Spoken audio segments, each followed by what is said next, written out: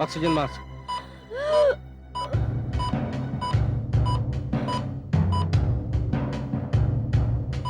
Injection.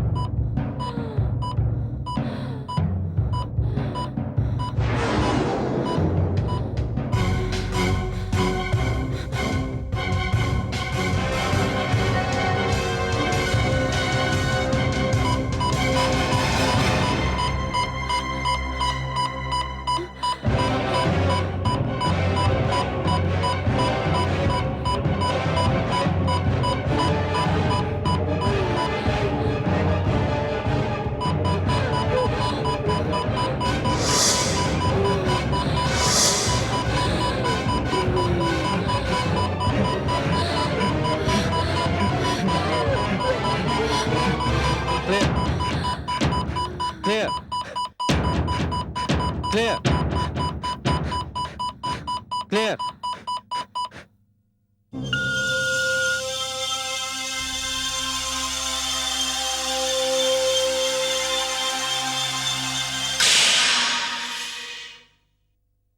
Doctor, क्या हुआ? कल्पना, तुम्हारी माँ का हार्ट तो पहले से ही कमजोर था और इस वायरल इन्फेक्शन ने उसे और कमजोर बना दिया था। आई एम सॉरी, मैं उन्हें बचा नहीं सका। आई am really very sorry. Please संभालो अपने आप को।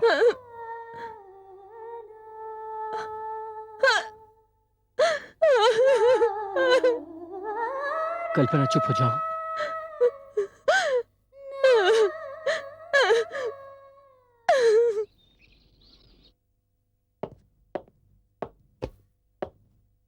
उषा, उषा, आई। उषा, आज बहुत देर हो गई। देर तो नहीं हुई है, आप बिल्कुल अपने वक्त पर हो। जाने की जल्दी है और आने की कोई खबर नहीं। ऐसा है उषा कि हम डॉक्टरों का वास्ता हमेशा मरीजों से पड़ता है और जब तक मरीज डिस्पेंसरी में है हमारे आने का तो सवाल ही पैदा नहीं होता और यही इस पेशे का असूल है। हाँ, और हम डॉक्टर की बीवियों के नसीब में सिर्फ इंतजार लिखा है। Okay okay okay okay okay, bye. Have a good day. Bye.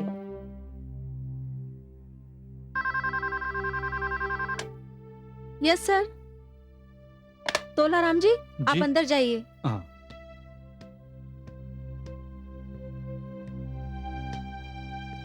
Doctor साहब, आइए आइए तोलाराम जी, कहिए अब क्या शिकायत है? क्या बताएं डॉक्टर साहब, दिन भर तो घबराहट रहती है और रात को नींद नहीं आती। तोलाराम जी, आप खाने पर तो बिल्कुल कंट्रोल नहीं करते हैं। तेल वाली चीजें खाना बिल्कुल बंद कर दीजिए। देखिए तोलाराम जी, खाना अगर कम तेल और कम मसालों का हो तो एसिडिटी बिल्कुल नहीं होगी और घबराहट भी नहीं होगी जो आपको होती है। ठीक है। आइए आपका चेकअप करता हूँ। कब? जी।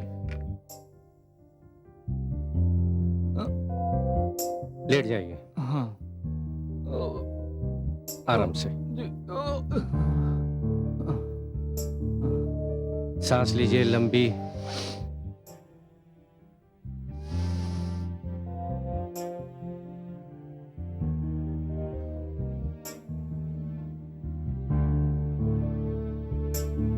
अच्छा तोलाराम जी, आपको सीढ़ियां चढ़ने में कुछ घबराहट तो नहीं महसूस होती? डॉक्टर साहब, होती है। ओके। हाँ।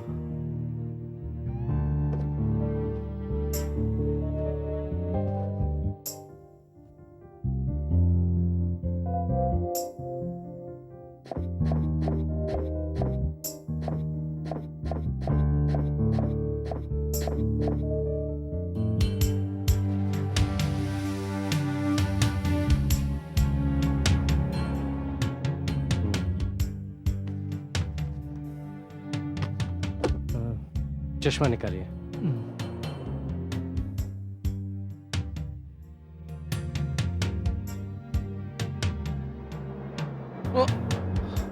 पेट में पेन? हाँ डॉक्टर साहब। आई, उठिए। जी। तोलाराम जी, आपका ब्लड प्रेशर बिल्कुल नॉर्मल है लेकिन गैस है। हाँ। आप अगर एक्सरसाइज करें रोज, मेरा मतलब है कि चलें, वॉक करें, तो ये जो गैस है ये कम हो जाएगी। ठीक है डॉक्टर साहब, ठीक रोज है? चलूंगा। आइए कम आइए तोलाराम जी। हाँ जी। मैं आपकी दवाइयाँ जो हैं वो बदल देता हूँ, इससे आपको डेफिनेटली आराम मिलेगा। ठीक है डॉक्टर साहब।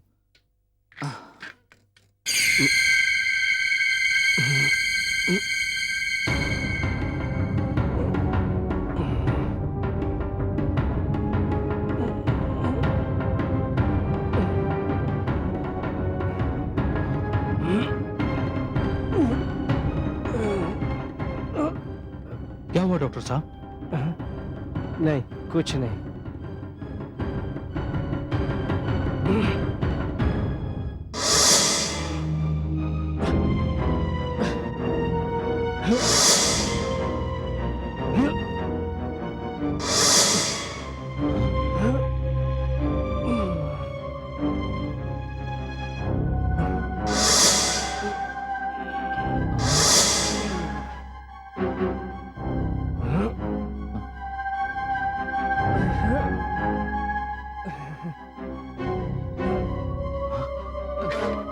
अरे कंपाउंडर, देखो डॉक्टर को क्या हो गया।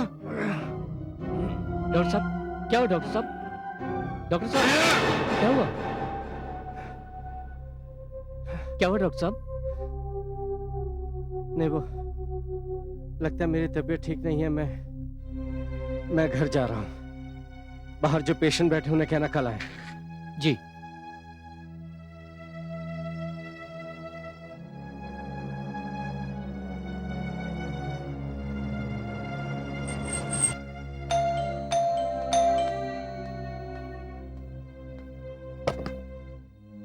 क्या बात है, आज आप इतने जल्दी आ गए डिस्पेंसरी से?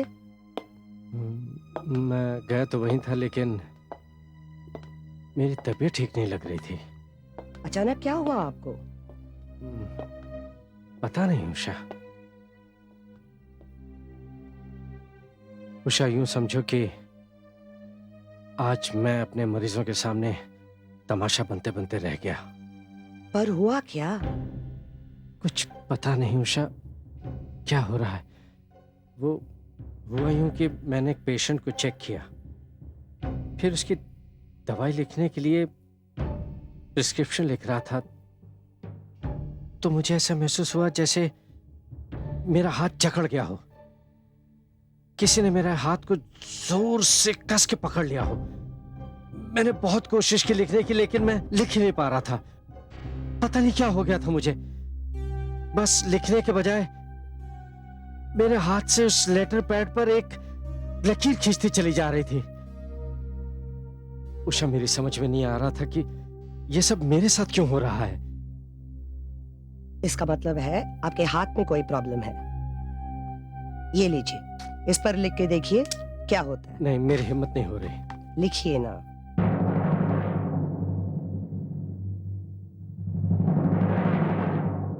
लीजिए ना, लिखिए।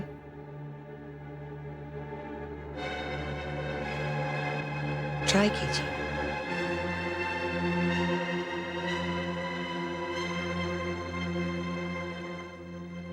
क्या लिखूं? मेरा नाम ही लिखिए।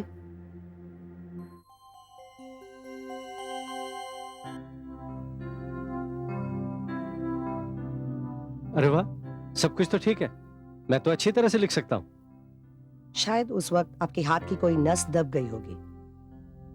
हाँ, शायद यही हुआ होगा। खैर, चलिए, इसी बहाने आपके साथ कुछ वक्त बिताने को तो मिला। जी हाँ, एक सजेशन दूं? कहिए। Let's go out for lunch. हाँ हाँ, इट्स अ गुड आइडिया, चलिए।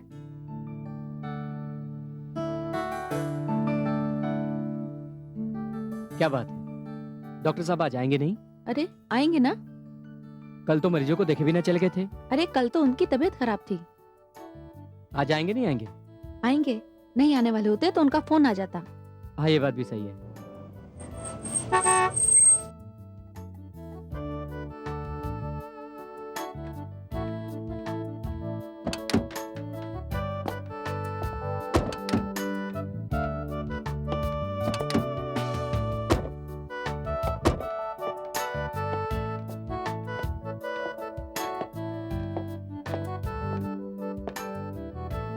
Good morning good sir. Morning.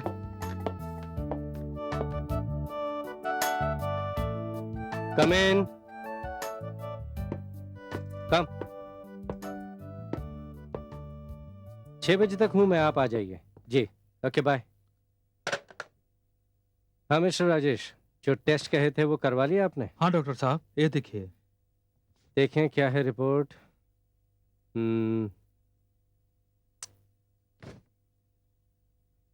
ठीक है, आइए मैं आपका चेकअप कर लेता हूँ। जी।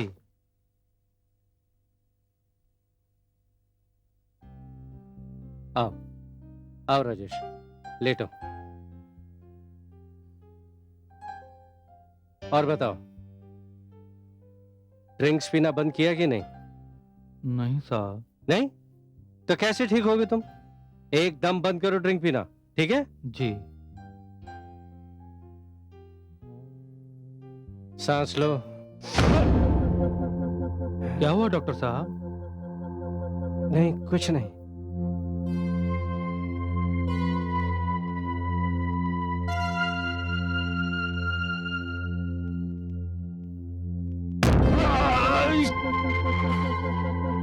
डॉक्टर साहब, क्या बात है? कुछ प्रॉब्लम है क्या डॉक्टर साहब? नहीं कुछ नहीं। मैं बाद में आऊंगा। आप लेटे रहिए, मैं ब्लड प्रेशर चेक करता हूँ। जी।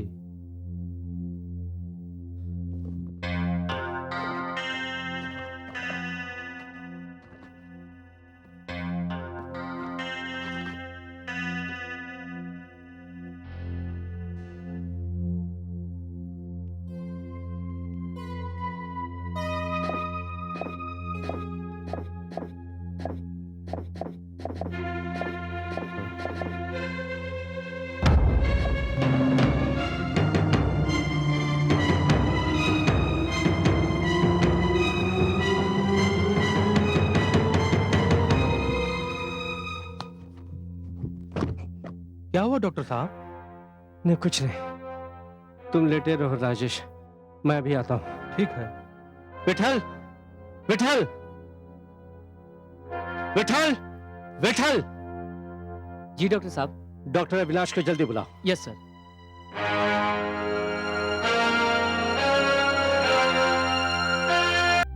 Yes doctor Khanna. Doctor Avinash, मेरा एक पेशेंट है, उसका can you check his blood pressure please? Why not, come come. आइए डॉक्टर साहब। क्या बात है डॉक्टर साहब, कुछ प्रॉब्लम है क्या? कुछ नहीं, आप लेट जाइए। घबराने की बात नहीं, मैं देखता हूँ। जी।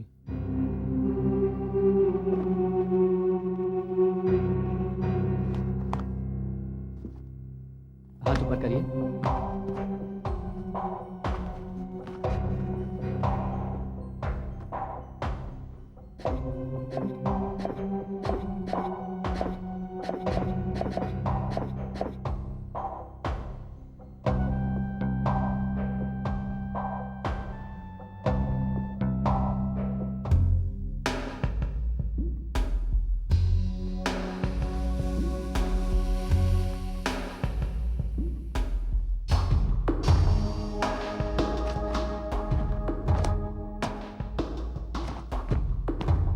बिल्कुल नॉर्मल है।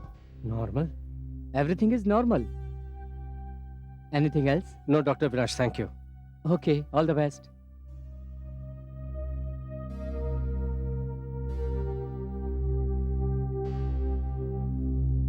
डॉक्टर साहब, आप बहुत परेशान लग रहे हैं। कुछ नहीं, तुम आओ राजेश, मैं कुछ दवाई तुम्हें लिख देता हूँ। कम। जी।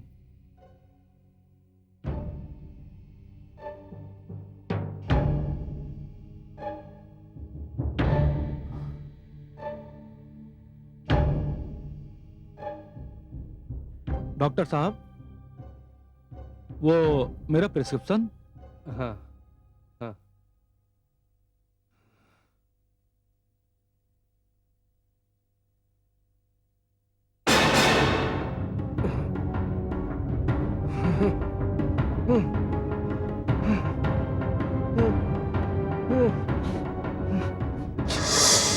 छोड़।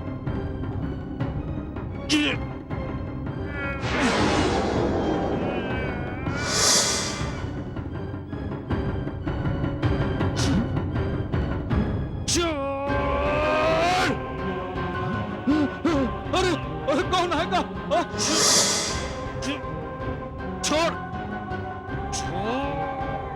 डॉक्टर साहब, छोड़, मुझे कहता हूं छोड़।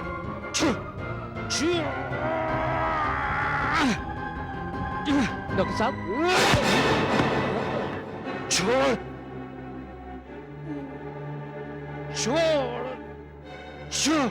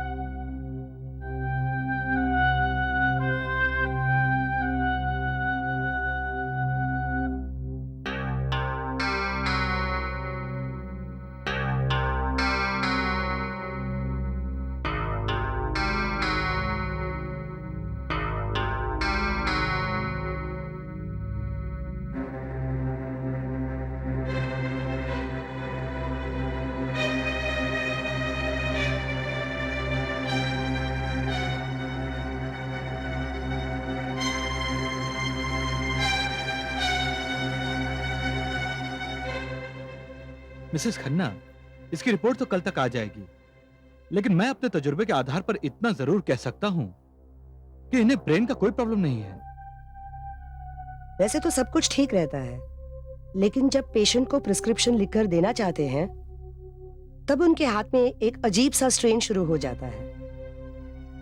उनको ऐसा लगता है कि उनका हाथ कोई पकड़कर रोक रहा है, लिखने से रोक रहा है, और फिर दिमागी टेंशन शुरू हो जाती है और पसीना पसीना हो जाते हैं। ऐसा सिर्फ एक बार नहीं हुआ है उनके साथ, बार बार हुआ है। देखिए, इनके साथ जो भी हो रहा है, हो सकता है ये पहले वाले हादसे का आफ्टर इफेक्ट हो या फिर साइकोलॉजिकल हो, लेकिन जहां तक मेरा ख्याल है, इज एब्सोल्युटली ऑल राइट। आपको और इनको इस बात का कोई टेंशन नहीं लेना चाहिए। Thank you very much doctor. और डॉक्टर साहब से कहिए वो अपना काम जरूर शुरू करे, डिस्पेंसरी जरूर जाए।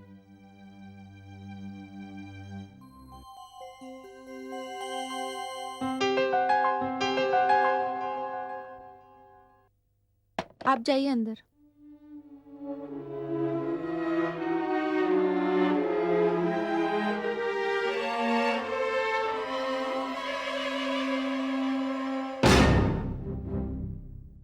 डॉक्टर साहब, आओ तोलाराम, कैसा है तुम्हारा पेट का दर्द?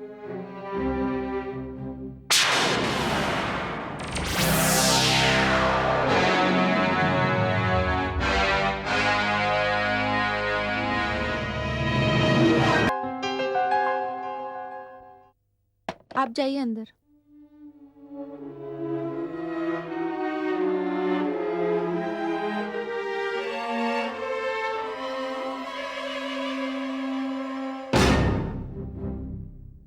डॉक्टर साहब, आओ तोलाराम, कैसा है तुम्हारा पेट का दर्द?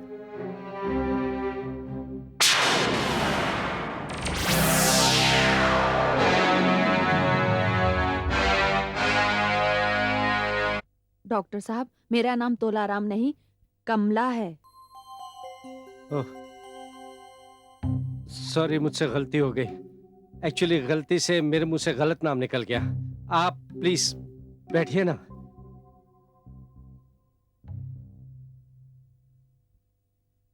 कहिए, क्या तकलीफ है आपको? एक तकलीफ हो तो बताऊं। चलती हूँ तो सांस फूलती है, कभी कभी आंखों के सामने अंधेरा सा छा जाता है, चक्कर आने लगते हैं और दिल घबराने लगता है। आइए आइए, यहाँ लेटिए। आइए, आराम से।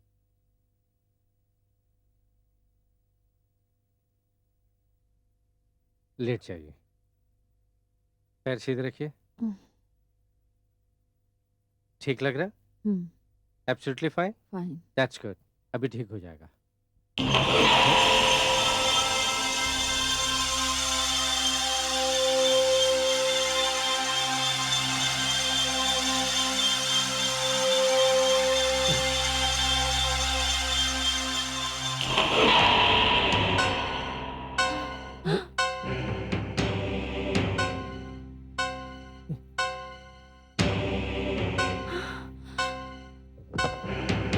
Oh my God.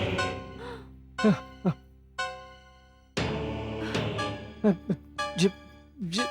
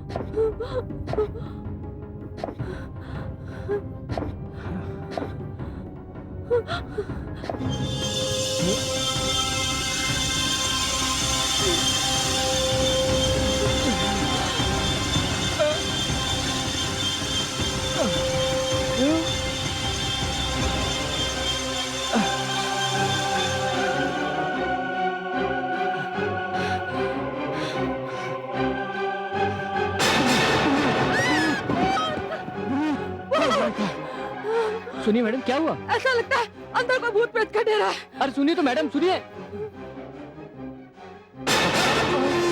भूत भूत भूत।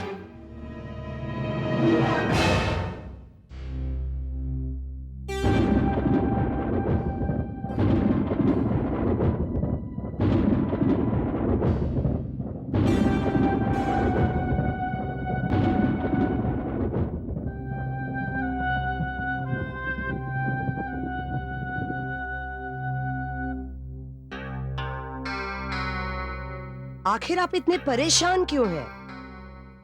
मैं परेशान न हूं तो और क्या करूं? ये मुसीबत तो दिन पर दिन बढ़ती चली जा रही है उषा। पहले तो प्रिस्क्रिप्शन लिखते हुए ऐसा लगता था जैसे कोई मेरा हाथ पकड़कर खींच रहा हो, लेकिन अब बीपी का पारा अपने आप ऊपर चढ़ता है। और जब डॉक्टर श्रीवास्तव ने उसी मरीज का बीपी चेक किया तो वो बराबर निकला, एब्सोल्युटली नॉर्मल। मेरी समझ में नहीं आता कि ये सब मेरे ही साथ क्यों हो रहा है। अरे ये सब कहीं आपका वहम तो नहीं? वहम नहीं उषा, ये मेरा वहम बिल्कुल नहीं हो सकता, क्योंकि ये सब मैंने अपनी आंखों से देखा है। और सुनो, आज तो हद ही हो गई। एक मरीज आया, पहले वो मुझे आदमी नजर आया, लेकिन थोड़ी देर में वो औरत बन गई। मुझे लगा ये मेरा वहम होगा। मैंने उसका चेकअप करने के लिए उसे टेबल पे लिटाया, और जैसे ही बीपी बॉक्स की तरफ हाथ बढ़ाया, मैं क्या देखता हूं कि बीपी बॉक्स टेबल पर से हवा में उड़ा और मेरे सामने आकर खड़ा हो गया। उसका ढक्कन अपने आप खुल गया, उसमें से स्ट्रैप निकला और मरीज के हाथ में रोल होकर चिपक गया। और जो स्टेथोस्कोप मेरे कंधे पर रखा हुआ था, वो अपने आप आहिस्ता से कंधे से निकलकर मरीज को चेक करने लग गया। उषा, ये सब देखकर मैं पूरी तरह से घबरा गया था। मैं भूत भूत करके चिल्लाने लगा। इतने में वो मरीज भी भाग उठा। अब तुम ही बताओ उषा, ये सब क्या है? वहम? नहीं उषा, ये सब मैंने अपनी आंखों के सामने देखा है, और तुम कहती हो कि वहम है। और उषा, तुम्हारे कहने पर मैंने अपना चेकअप डॉक्टर कपाड़िया से भी करवाया है। शायद उसकी रिपोर्ट आज आ जाएगी। लेकिन उषा, मैं जानता हूं कि जो कुछ भी हो रहा है वो नॉर्मल नहीं है। देखिए, आप डॉक्टर कपाड़िया की रिपोर्ट का इंतजार कर लीजिए। वैसे मेरे हिसाब से आप बिल्कुल नॉर्मल हैं। उषा, ईश्वर करे सब कुछ नॉर्मल हो, सब ठीक हो।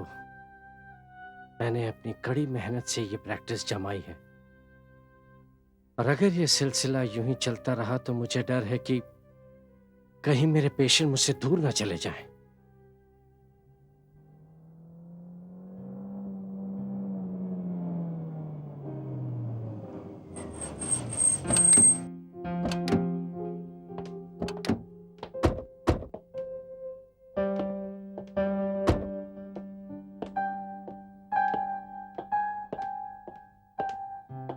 हाँ भाई, हमको भी ऐसा ही लगता है। अरे ये क्या है? जरूर यहाँ पर कोई किसने लिखा है भूत ये? का चक्कर है। देखो पता नहीं किसने यार, लिखा है? ऐसे बढ़िया सा किसी ने मजाक किया है या पता नहीं मजाक भाई, किया हमको क्या मालूम। नहीं कहाँ नहीं, पर ऐसा मजाक सच भी हो सकता क्या है। लिखा है? बिल्कुल देखो, भूतिया डॉक्टर, बिल्कुल हाँ बहुत गलत लिखा है भाई, भूतिया डॉक्टर।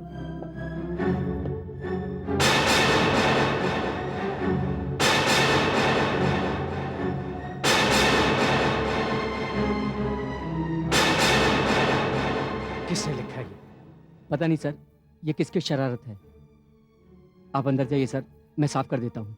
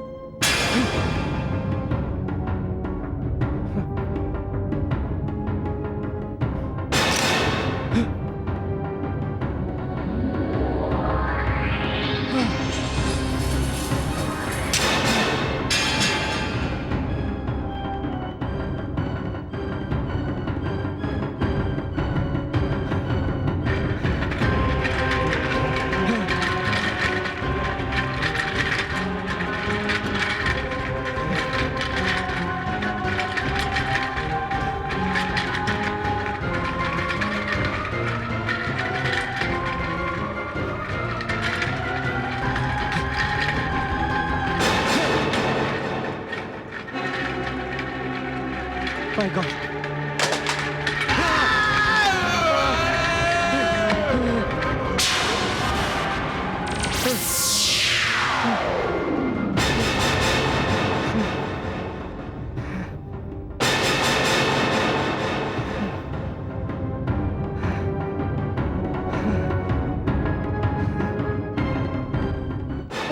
Sorry sir.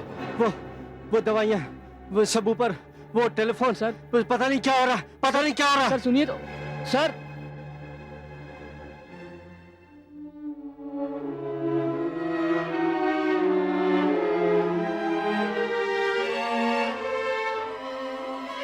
पता नहीं डॉक्टर साहब को क्या हो गया है।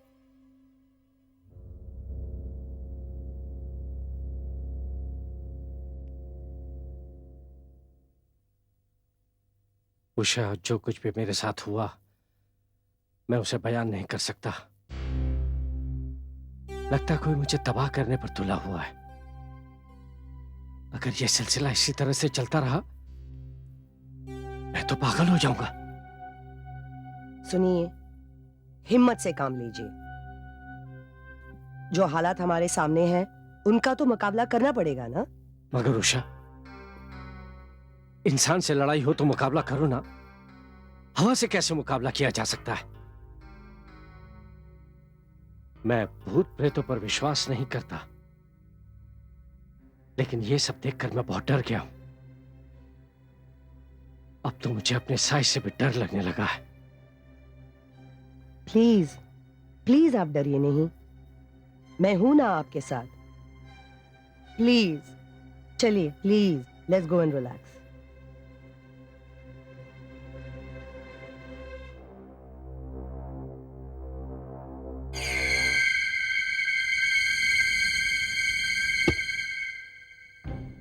डॉक्टर खन्ना, आप इतने काबिल डॉक्टर होते हुए भी इस तरह के भ्रम में पड़ गए। मैंने पहले भी आपका चेकअप किया था, सब कुछ नॉर्मल है। अब भी चेकअप किया है, सब कुछ नॉर्मल है। ये सिर्फ आपका भ्रम है और कुछ नहीं। तो आप ही बताइए डॉक्टर साहब, मैं क्या करूं? आप सिर्फ आराम करो। आपने अपने आप को ओवर एक्सर्ट कर लिया है। मैं कुछ दवाइयाँ लिख देता हूँ, 2-3 दिन में आप बिल्कुल ठीक हो जाएंगे और डिस्पेंसरी भी जाना शुरू कर देंगे। आई होप सो कि मैं काम पे जाना शुरू करूं। ओके डॉक्टर साहब, thank you very much. Bye bye.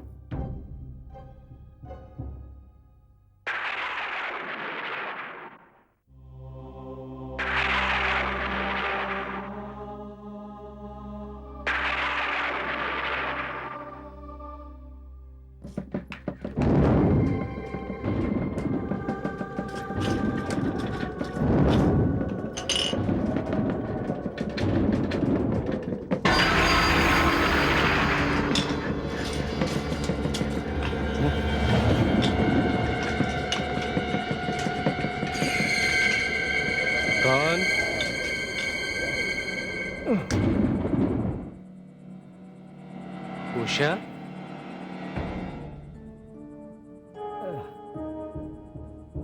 इतनी रात गए तुम जाग रही हो? क्या हुआ? उषा, उषा, बात सुनो उषा। उषा, उषा, उषा, उषा, दरवाजा खोलो उषा। क्या हुआ उषा? उषा, तुम दरवाजा क्यों नहीं खोलती? उषा,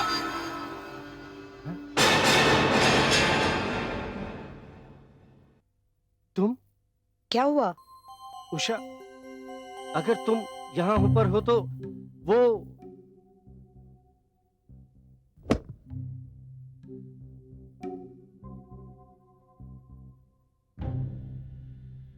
क्या हुआ?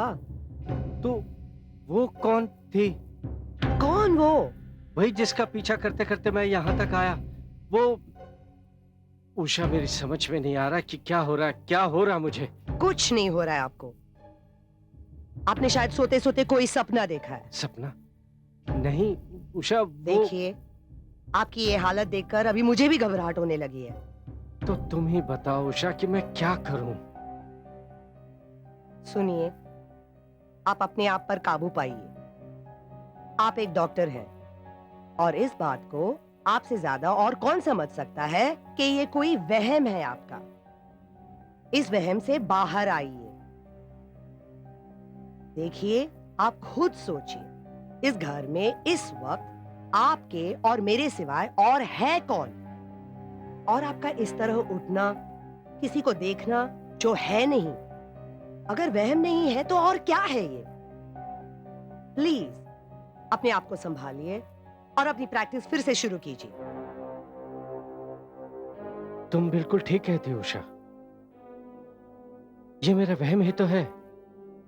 ठीक है, कल से मैं रोज हॉस्पिटल जाऊंगा और ये जो मेरा वहम है इसे मैं अपने जहन से हमेशा हमेशा के लिए निकाल दूंगा। सच कह रहे हैं आप? बिल्कुल सच कह रहा हूं।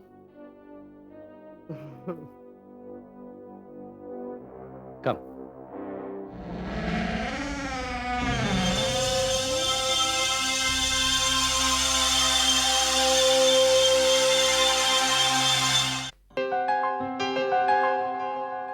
डॉक्टर खन्ना की कोई खबर आई? अरे भगवान का शुक्र है, उनकी तबीयत ठीक है। उनका फोन आया था, वो आ रहे हैं। अच्छा, हाँ।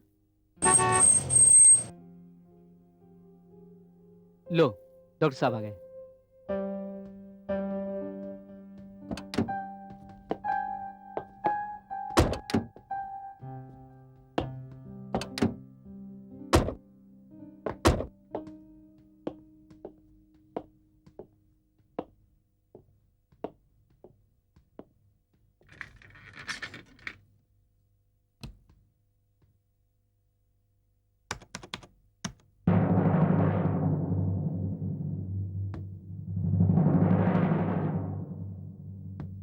डॉक्टर साहब, अरे कल्पना, तुम आओ आओ, अंदर आओ।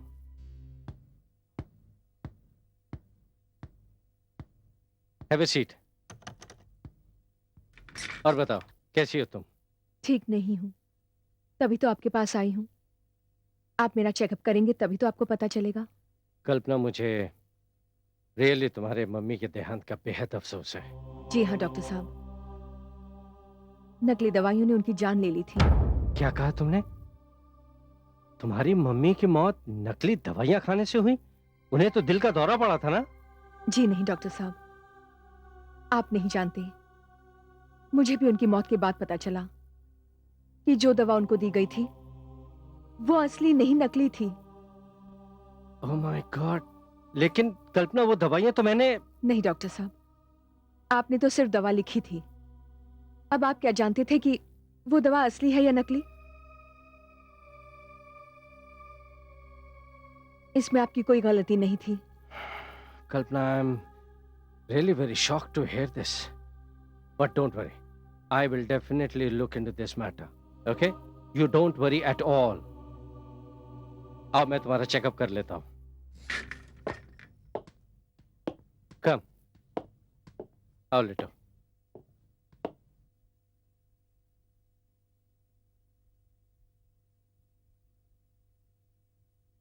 सांस लो।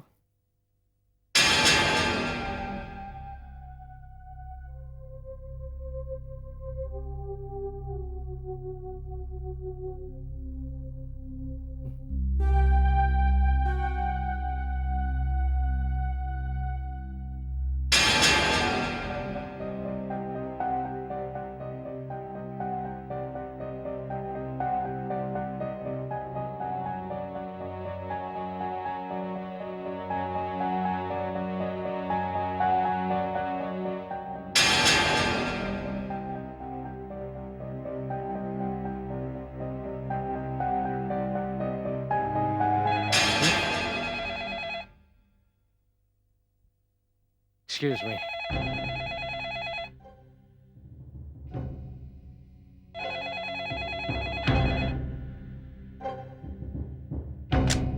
Yes, doctor Khanna here. Doctor साहब, मैं मिसेस प्रकाश झा बोल रही हूँ। हाँ हाँ बोलिए। आपसे मिलना है। हाँ आइए ना। Thank you. Okay okay bye.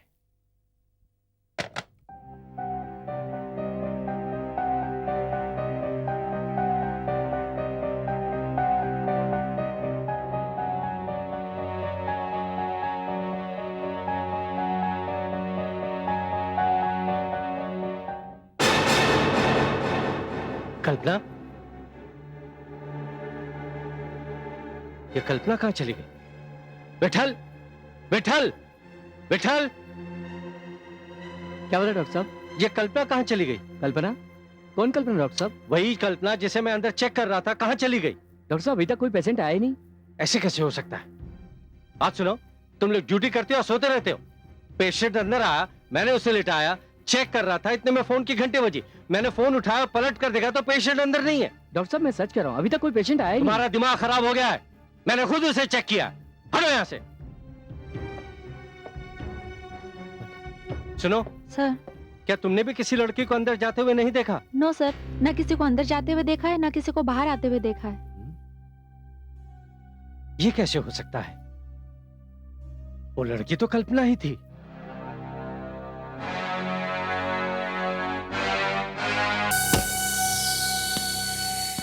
आइए डॉक्टर साहब, अंदर आ जाइए।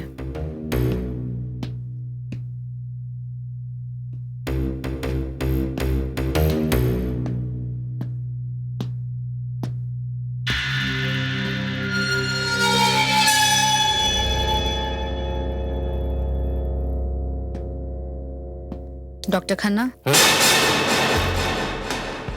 आप प्लीज बैठ जाइए। मैं अभी तैयार होकर 2 मिनट में आती हूँ।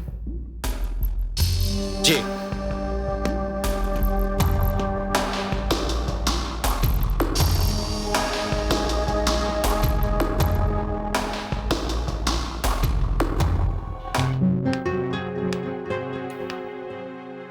आइए डॉक्टर साहब, सॉरी आपको थोड़ा वेट करना पड़ा। कहिए डॉक्टर साहब, क्या लेंगे आप? नहीं कुछ नहीं कल्पना, दरअसल मैं तुमसे कुछ बात करने आया हूँ। बात? कैसी बात? कल्पना, मैं उस मजाक की वजह जानना चाहता हूँ। मजाक? कौन सा मजाक? वही जो तुमने वो। पहले आप बैठ जाइए। जी। कल्पना, वही जो तुमने डिस्पेंसरी में आकर किया, वो मेरा क्या हुआ कि मैंने तुम्हारा चेकअप करने के लिए तुम्हें टेबल पे लेटाया, ठीक है? तो तुम बिना बोले ही चली गई। मेरा मतलब है कि चली क्या गई, तुम तो गायब हो गई। मैंने अपने कंपाउंडर और रिसेप्शन से भी पूछा तो उन्होंने बताया यहाँ तो कोई आया ही नहीं था। और आप परेशान हो गए? सच पूछो कल्पना तो मैं आजकल बहुत परेशान हूँ। मेरा मतलब है कि अजीब अजीब से हादसे हो रहे हैं मेरे साथ, जिसकी वजह से मैं जहनी तौर पर बहुत अपसेट हो गया हूं, बहुत परेशान हो गया हूं कल्पना। ऐसा क्यों हो रहा है इसका जवाब मेरे पास नहीं है। आपके पास इनका कोई जवाब नहीं डॉक्टर साहब, लेकिन इन सब का जवाब मेरे पास है। तुम्हारे पास है? मेरे साथ हो रहे इन हादसों का जवाब तुम्हारे पास है? लेकिन इन हादसों का तुमसे क्या ताल्लुक? ताल्लुक? इन सब का ताल्लुक मेरे साथ है। क्या मतलब? मैं कुछ समझा नहीं। मैं समझाती हूँ डॉक्टर साहब। आजकल आपके साथ जो कुछ भी हो रहा है उन सब की वजह मैं हूं। तुम कल्पना? हाँ, मैं डॉक्टर साहब। मगर तुम मेरे साथ ऐसा क्यों कर रही हो कल्पना? किस बात का बदला ले रही हो मुझसे? माना कि मैंने तुम्हारी मां का इलाज किया और मैं उन्हें बचा नहीं सका, लेकिन इस बात का मुझे बेहद अफसोस है कल्पना। मैं इंसान हूं, कोई भगवान नहीं, लेकिन तुम्हारी मां की मौत में मेरा कोई हाथ नहीं है। मेरी माँ की मौत में बेशक आपका कोई हाथ नहीं है डॉक्टर साहब, लेकिन उनकी मौत में उन लोगों का तो हाथ है ना जिनकी बनाई हुई दवाई खाकर मेरी माँ की मौत हुई। इसलिए डॉक्टर साहब, आजकल आपने देखा होगा कि आप जब भी किसी मरीज को देखकर दवाई लिखकर देते हो तो मैं आपका हाथ पकड़ लेती हूँ, आपको रोक लेती हूँ। तुम मेरा हाथ रोक लेती थी? इसका मतलब है कि मेरे साथ हॉस्पिटल में जो कुछ भी हुआ वो सब तुम करती थी। तुम मेरा हाथ रोक लेती थी, मुझे लिखने नहीं देती थी, तो फिर दिखाई क्यों नहीं देती थी? ऐसे कैसे हो सकता है? ऐसा ही है।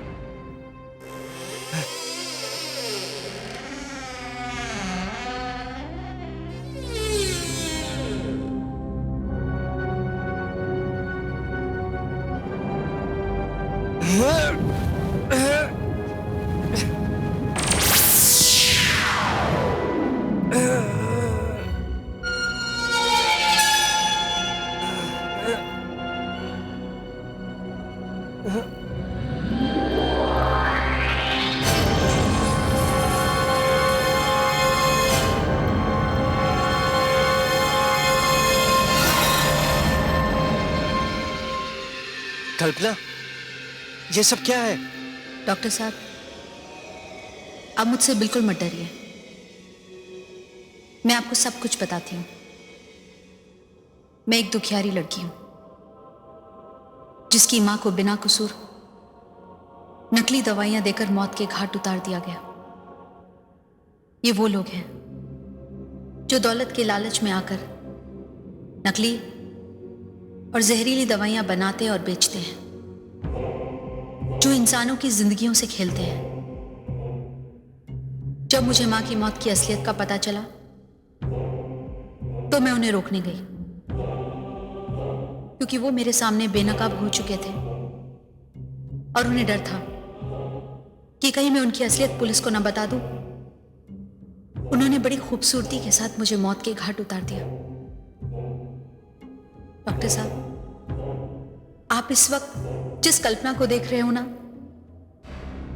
वो जिंदा नहीं है। वो कल्पना की आत्मा है। आत्मा?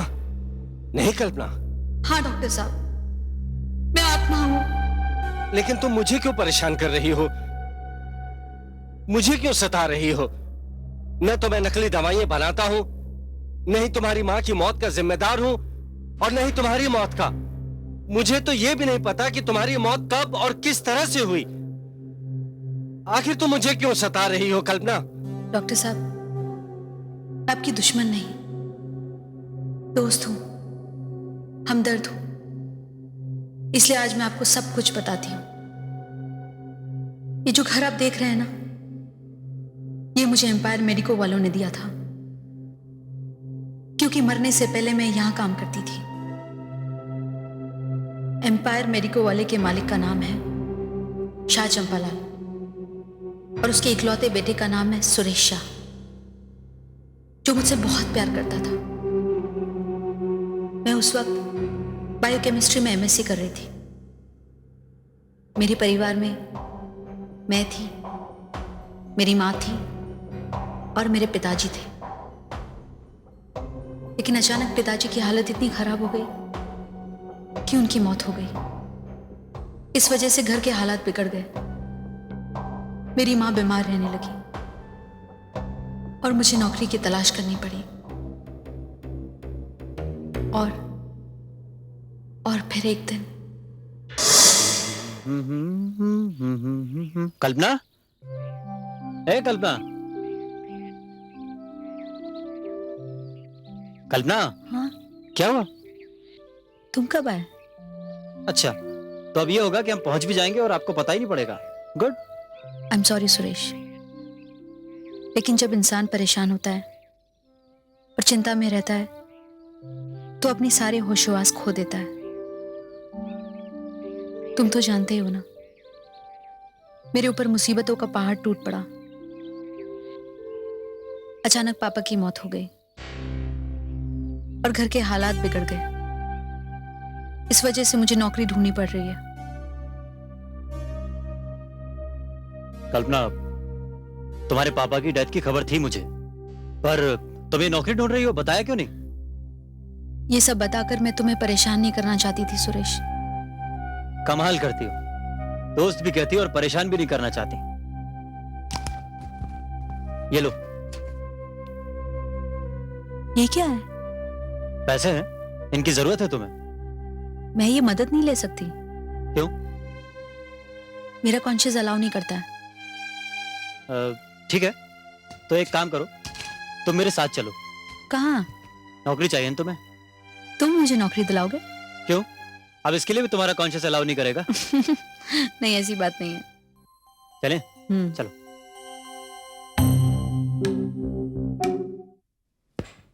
Good morning sir. Good morning.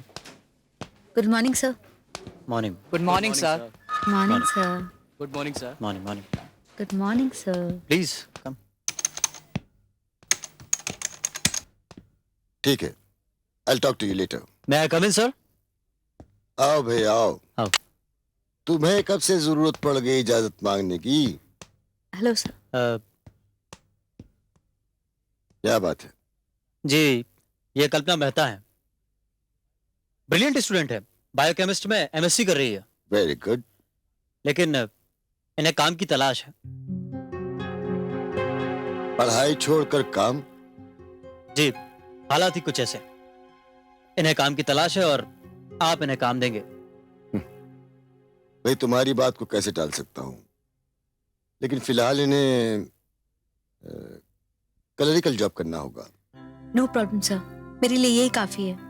मुझे काम की बहुत जरूरत है। मैं किसी के सामने हाथ नहीं फैलाना चाहती, इसलिए इज्जत से जो भी मुझे मिल जाए वही मेरे लिए काफी है। बड़ी खुशी हुई तुमसे मिलकर। मैं बहुत इम्प्रेस हुआ तुम्हारी इस बात से। क्या नाम बताया तुमने अपना? हाँ, कल्पना। कल्पना मेहता। ऐसा करो, तुम इन्हें मैनेजर गुप्ता के पास ले जाओ। जी। वो उन्हें काम सिखा देंगे। ठीक है। तुम आज से बल्कि अभी से काम शुरू कर सकती हो।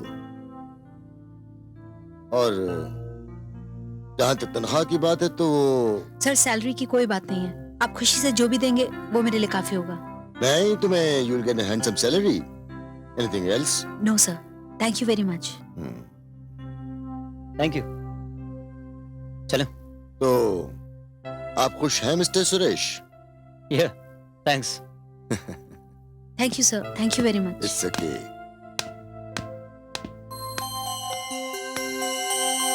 माँ, माँ, माँ, माँ, माँ, माँ, एक बहुत ही अच्छी खबर है। क्या बात है बेटा? एक बुरी खबर से तो हम लोग उबरे नहीं। अब क्या खबर है? माँ, मुझे एम्पायर मेडिको में नौकरी मिल गई है। दवाई की कंपनी है। क्या तुम नौकरी करोगी बेटा? और फाइनल ईयर वो कैसे पास करोगी? माँ, आप जानती हो ना नौकरी करना कितना जरूरी है। आप पढ़ाई की बिल्कुल चिंता मत करिए, मैं हैंडल कर लूंगी। लेकिन बेटा मैं काम कर रही हूँ ना। नहीं माँ, वैसे भी आपकी तबीयत खराब रहती है और आप तो जानती हो ना नौकरी करना कितना जरूरी है। लेकिन बेटा नहीं माँ, मैं कुछ भी नहीं सुनूंगी। अब आप आराम करेंगी और मैं नौकरी करूंगी। ठीक है, जैसी तेरी मर्जी। कल्पना, दोस्ती और मोहब्बत में थैंक यू वेरी मच नहीं चलता। अरे तुमने एक मिसाल तो सुनी होगी कि जो जरूरत के वक्त काम आते हैं वही सच्चे दोस्त होते हैं। तो मैंने तुम पे कोई एहसान नहीं किया। तुम्हें नौकरी की जरूरत थी और मुझे पता था कि वहां तुम्हारे लिए काम है, बस। सुरेश, लेकिन एक बात समझ में नहीं आई। हर कोई वहां तुम्हारी इज्जत कर रहा था। पियून से लेकर बॉस तक हर कोई तुम्हें ऐसे पूछ रहा था जैसे तुम ही वहां के मालिक हो। इनफैक्ट चंपालाल जी ने बिना कोई सवाल किए मुझे नौकरी दे दी। इसके पीछे एक बहुत बड़ा राज है। कौन सा राज? बताऊं तुम्हें वो राज? अब दोस्तों से भी कोई राज छुपाता है? ठीक है, तो सुनो। शाह चंपालाल मेरे पापा हैं। क्या? मैं उनका इकलौता बेटा हूं और उनकी जायदाद का इकलौता वारिस। तुम इतने बड़े आदमी हो और इतने अमीर हो, फिर तुमने ये बात मुझसे क्यों छुपाई? देखो, इस सब की कभी नौबत ही नहीं आई और वैसे भी मैंने बताना जरूरी नहीं समझा। तुम इतने बड़े आदमी के बेटे हो और मैं बस कल्पना, दोस्ती और प्यार में छोटा बड़ा नहीं देखा जाता। और तुम जानती हो कि ये तो आप में विश्वास नहीं रखता। तुम एक बात बताओ, तुम तो खुश हो ना? बहुत खुश हूँ। कल्पना, तुम्हारी दोस्ती पर मुझे बहुत नाज है। तुम में मैंने एक अच्छाई देखी है। तुम हर बात को साफ साफ कहती हो। तुम्हें कोई कॉम्प्लेक्स नहीं है। तुम्हारा दिल शीशे की तरह साफ है।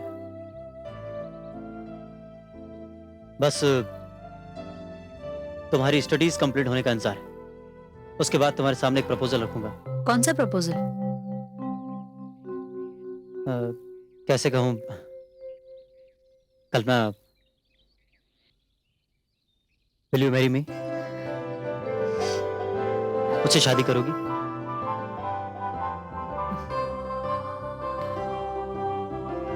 तुमने मेरी बात का जवाब नहीं दिया।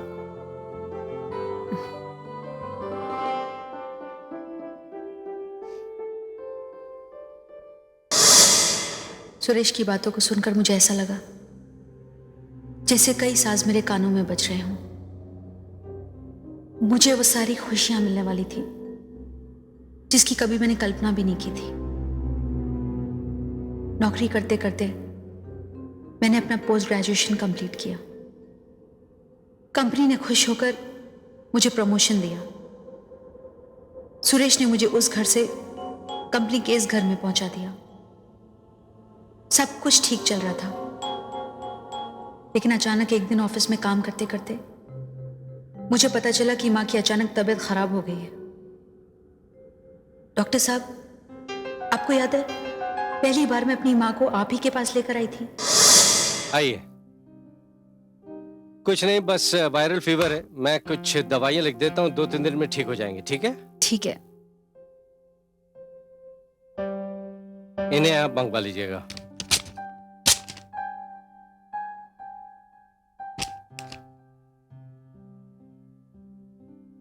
अरे डॉक्टर साहब, आपने जो भी दवाइयां लिखी हैं वो सब उसी कंपनी की हैं जहां मैं काम करती हूँ। Oh that's good. हाँ डॉक्टर साहब, मैं एम्पायर मेडिको में काम करती हूँ। माँ बाप पानी पीजिए।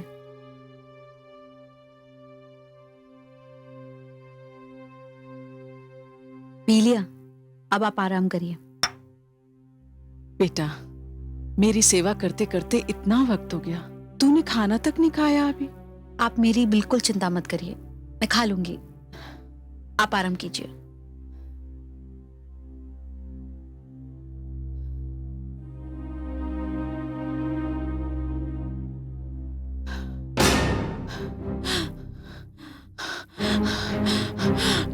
कल्पना, कल्पना, क्या हुआ माँ?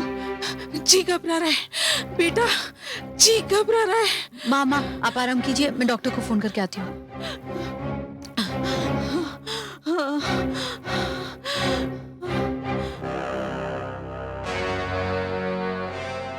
डॉक्टर साहब, कल्पना, जो दवाइयां मैंने तुम्हारी माँ को दी हैं उनका असर ठीक से हो नहीं रहा।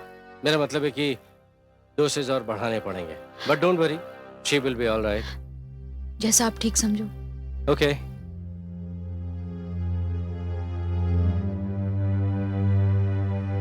दवाई की डोज बढ़ाने के बाद माँ की तबीयत और ज्यादा खराब हो गई।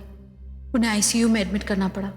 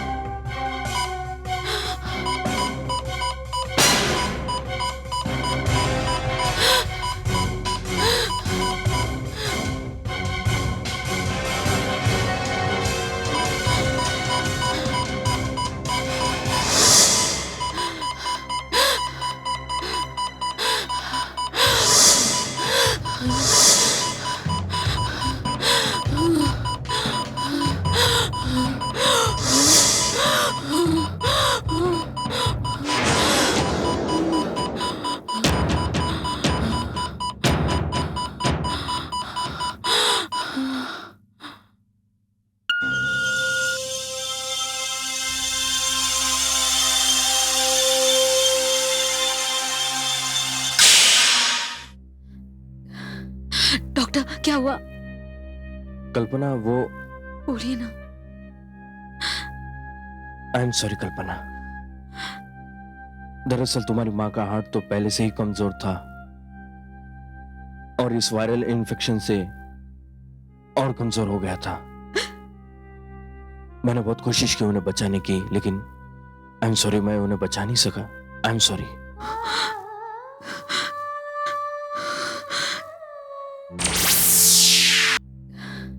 डॉक्टर, क्या हुआ? कल्पना, वो बोलिए ना। आई एम सॉरी कल्पना, दरअसल तुम्हारी माँ का हार्ट तो पहले से ही कमजोर था और इस वायरल इन्फेक्शन से और कमजोर हो गया था। मैंने बहुत कोशिश की उन्हें बचाने की, लेकिन आई एम सॉरी, मैं उन्हें बचा नहीं सका। आई एम सॉरी।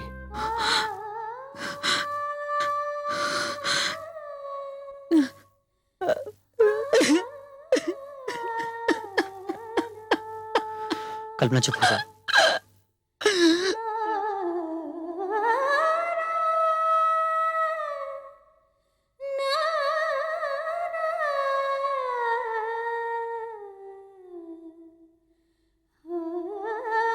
बेटा, जी? मुखाग्नि कौन देगा? पूछता हूँ।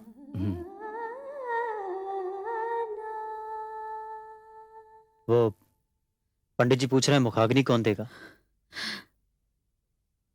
मैं दूंगी। तुम? हाँ, मैं।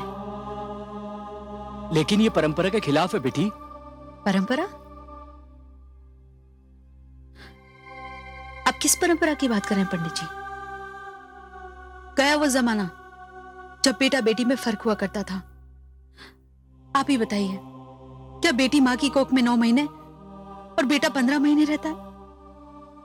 मैं ही अपनी माँ की बेटी हूं और मैं ही अपनी माँ का बेटा, इसलिए मैं ही अपनी माँ को मुखाग्नि दूंगी।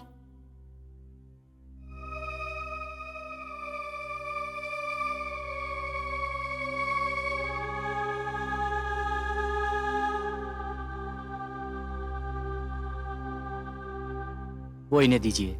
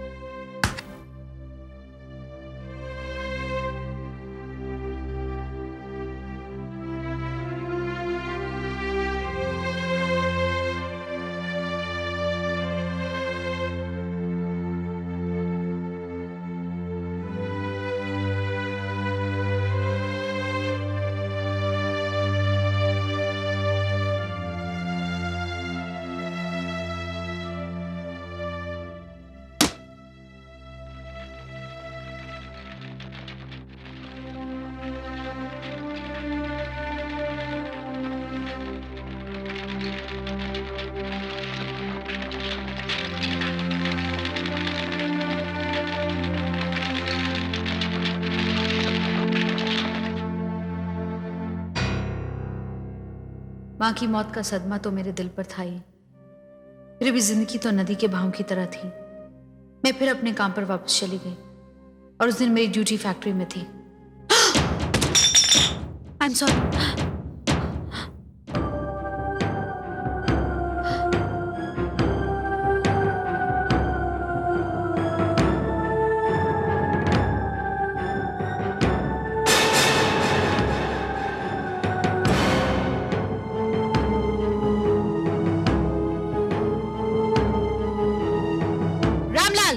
रामलाल, जी मैडम।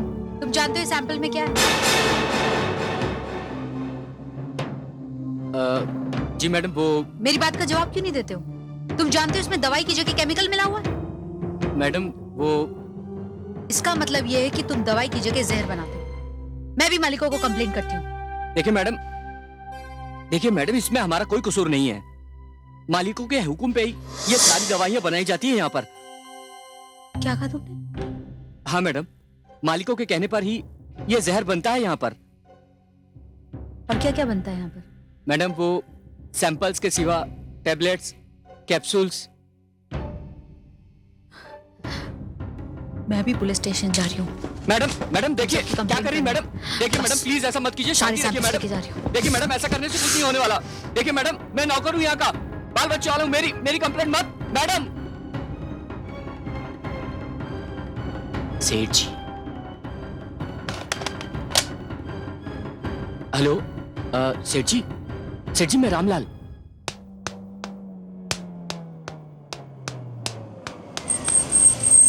कल्पना, कहाँ जा रही हो? ये क्या है? मौत का परवाना। मौत का परवाना? मैं समझा नहीं। सुरेश, मैं कभी सोच भी नहीं सकती थी कि एम्पायर मेडिको में दवाइयों की जगह जहर बनता है। ये क्या कह रही हो कल्पना? मैं जो कुछ भी कह रही हूँ मेरे पास सबूत है उनका। ये कैप्सूल देख रहे हो? इसमें केमिकल का रंग पड़ा हुआ है। अरे इंजेक्शन, इसमें जिंदगी नहीं मौत है। ये सब हो रहा है एम्पायर मेडिको में। क्या? नहीं, ये सच नहीं है। सुरेश, अब मुझे तुम लोगों की असलियत का पता चल चुका है।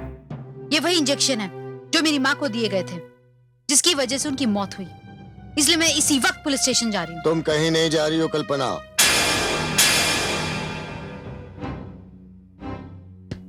देखो कल्पना, तुम इस कंपनी के एक जिम्मेदार ऑफिसर हो और थोड़ी बहुत खोट तो हर बिजनेस में होती ही है। मुझे उम्मीद है कि हमारी इज्जत का ख्याल करते हुए तुम अपनी जुबान बंद रखोगी। यानी पैसों की लालच में आकर आप लोगों की जिंदगी के साथ खेलोगे? चंपालाल जी, ये बिजनेस की खोट नहीं, नियत की खोट है। आप लोगों की जिंदगी के साथ खेल रहे हो। नहीं चंपालाल जी, मौत के इस खेल में मैं आपका साथ नहीं दूंगी। इसलिए मैं इसी वक्त पुलिस स्टेशन जा रही हूँ। लेकिन मुझे अफसोस इस बात का होगा कि जिसे मैं देवता समझती रही वो एक राक्षस निकला। कल्पना, चिल्लाइए मत। मैं नहीं जानता था यह दवाइयों के नाम पे जहर बनता है। मुझे आपको अपना बाप कहने में शर्म आ रही है। बेटा सुरेश, मर गया बेटा आपके लिए और आप मेरे लिए। मैं आपकी जायदाद को छोड़कर जा रहा हूँ। चलो कल्पना, मैं चलता हूँ तुम्हारे साथ पुलिस स्टेशन। नहीं बेटा सुरेश, मैं चलो कल्पना, मेरा यहाँ पे दम घुट रहा है। बाहर निकलो।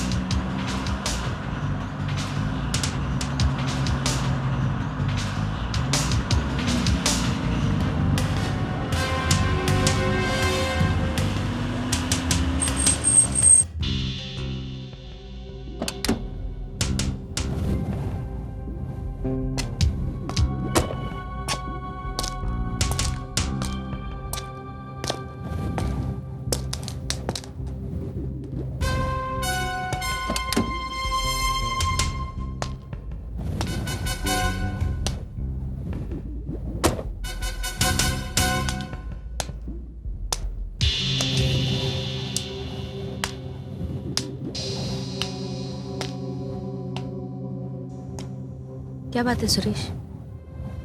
हम यहाँ क्यों आए हैं? हम पुलिस स्टेशन क्यों नहीं गए? मैं बहुत अपसेट हूं कल्पना। क्या सोचा था, क्या हो गया? कितने सपने देखे थे, सोचा था शादी करेंगे, साथ रहेंगे, सब बिखर गया। सुरेश, इसमें तुम्हारी कोई गलती नहीं है। तुम तो इस बारे में कुछ जानते भी नहीं थे। ये मेरी ही तो गलती थी कि जो मैंने तुम्हें वहां काम दिलाया। न तुम वहां पर काम करती, ना हमारे कारोबार के बारे में जान पाती, तो शायद जिंदा रह पाती। क्या मतलब? मतलब मैं तुम्हें समझाता हूं।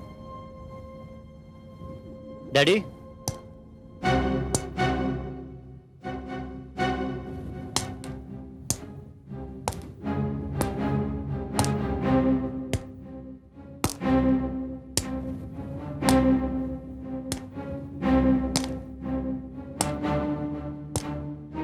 डैडी, ये रही आपकी मुजरिम।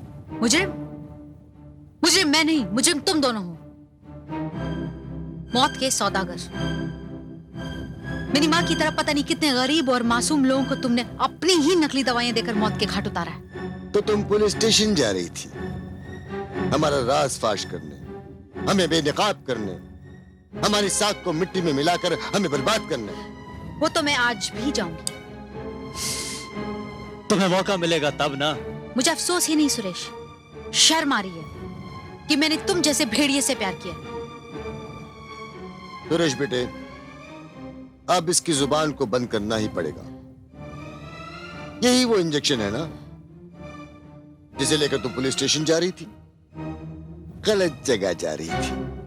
अब तुम्हें सही जगह पहुंचाते हैं, तुम्हारी मां के पास।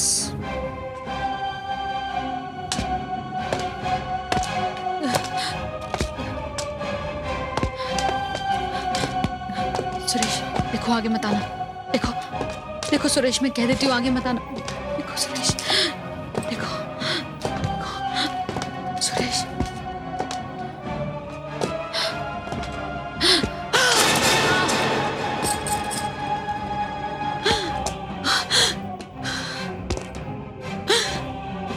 सुरेश तुम गलत कर रहे हो। नहीं सुरेश। देखो सुरेश, भगवान तुम्हें कभी माफ नहीं करेगा। सुरेश क्या कर रहे हो सुरेश?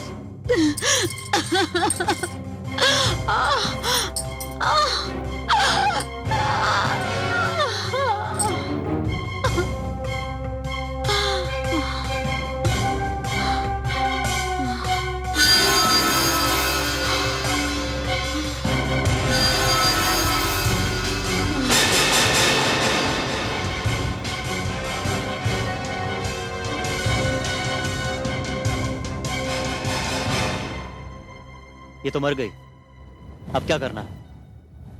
इसकी लाश को ठिकाने लगा दो।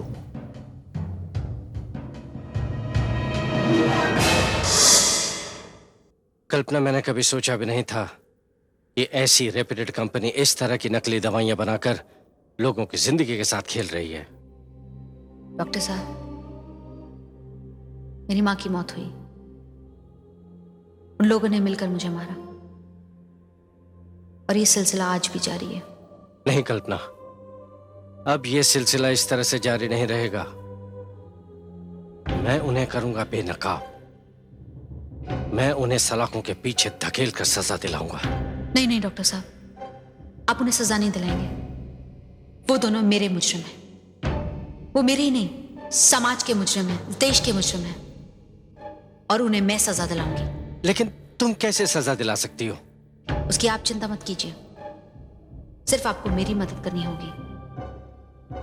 ठीक है, मैं अपनी जान देकर भी तुम्हारी मदद करूंगा। तो सुनिए,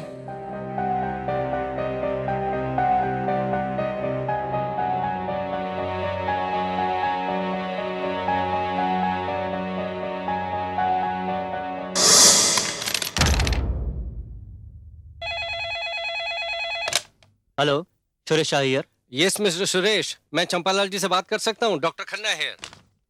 हाँ जी, एक मिनट। ये डॉक्टर खन्ना का फोन है आपके लिए। हाँ डॉक्टर खन्ना, कहिए। चंपालाल जी, आपके लिए एक बुरी खबर है। बुरी खबर? कैसी बुरी खबर? चंपालाल जी, आपको याद होगा कि आपकी कंपनी में एक लड़की काम करती थी जिसका नाम था कल्पना। उसकी माँ का इलाज मैंने किया था। उस लड़की का कहना है कि उसकी माँ की मौत आपकी कंपनी एम्पायर मेडिको की नकली दवाइयाँ खाकर हुई है, और वो मुझसे कहकर गई है कि वो आपकी फैक्ट्री से उन नकली दवाइयों को बरामद करके पुलिस के हवाले करेगी। लेकिन डॉक्टर खन्ना, वो... देखिए चंपालाल जी, जो मेरा फर्ज था वो मैंने पूरा किया। बस मैं आपको आगाह करना चाहता हूं कि आप उस लड़की को अपनी फैक्ट्री में आने से रोकिए।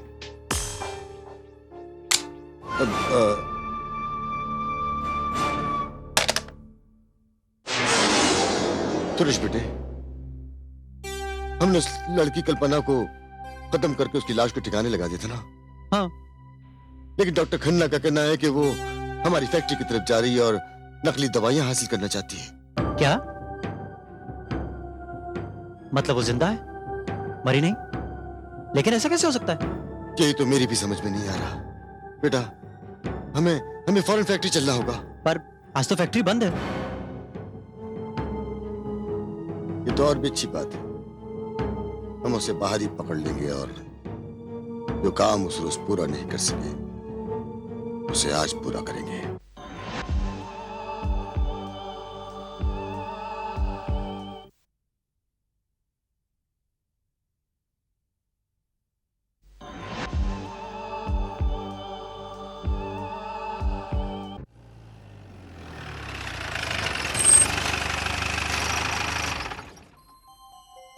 डैड, दरवाजा तो खुला हुआ है और वॉचमैन भी नहीं है।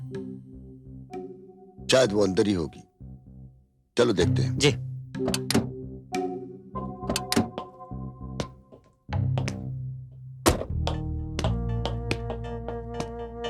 चलिए।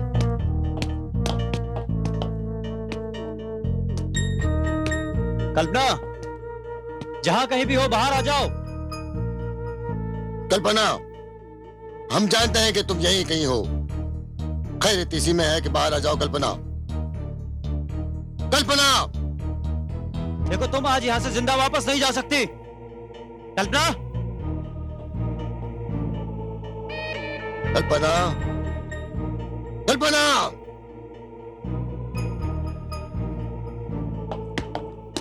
क्या हो बेटा? नहीं मिली। इधर भी कोई नहीं है। कहां गई होगी वो? ये क्या हो रहा है?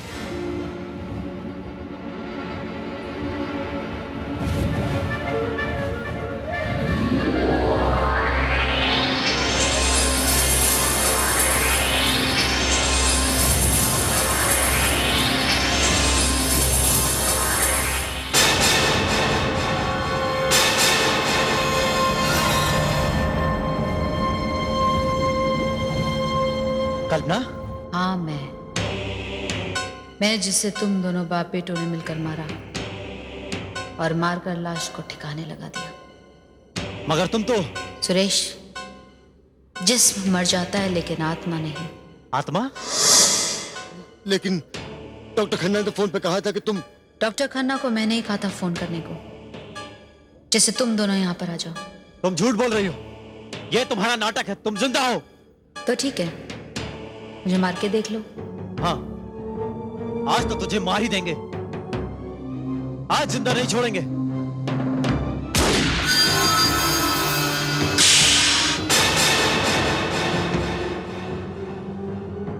हाँ? बेटा, मारो मारो उसको, मारो। हाँ।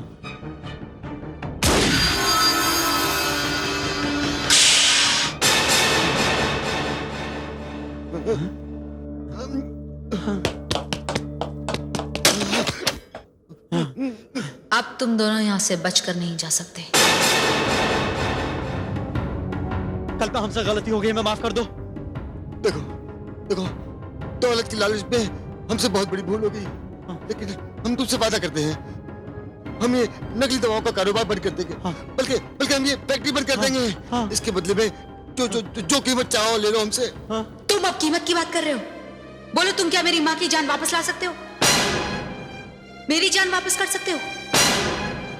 उन हजारों मासूम और गरीबों की जान वापस कर सकते हो जो तुम्हारी दवाइयां खाकर मौत के मुंह में चले गए? नहीं चंपालाल। और सुरेश, तुम तो मुझसे प्यार करते थे ना, मुझसे शादी भी करना चाहते थे, लेकिन मुझे जैसे ही तुम्हारी असलियत का पता चला तुमने अपना रंग बदल लिया। बोलो सुरेश, मुझसे गलती हो गई। तुमने कितनी बेदर्दी से अपनी जान बचाने के लिए मुझे मौत के मुंह में पहुंचा दिया। हम पर रहम करो, माफ कर दो हमें। माफ कर दो, हमें माफ कर दो। तुम लोग तो रहम के काबिल ही नहीं हो।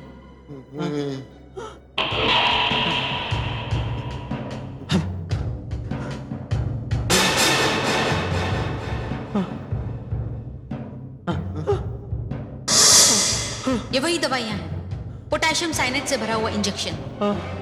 अब तुम लोगों को पता चलेगा कि नकली दवाइयां खाकर आदमी कैसे मरता है। हमें माफ कर दो, हमसे गलती हुई, माफ कर दो हमें।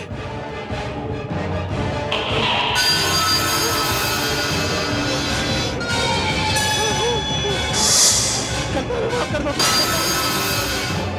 हमसे गलती हुई, माफ कर दो।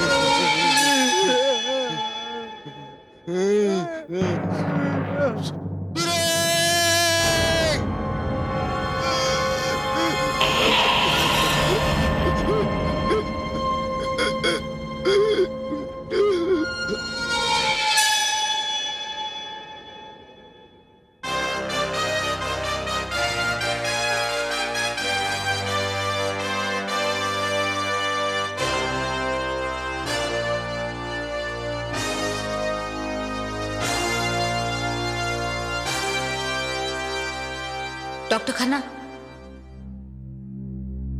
आखिरकार मुजरिमों को उनकी किए की सजा मिल गई और नकली दवाइयों की ये फैक्ट्री भी बंद हो गई। लेकिन ये सिलसिला आज भी जारी है।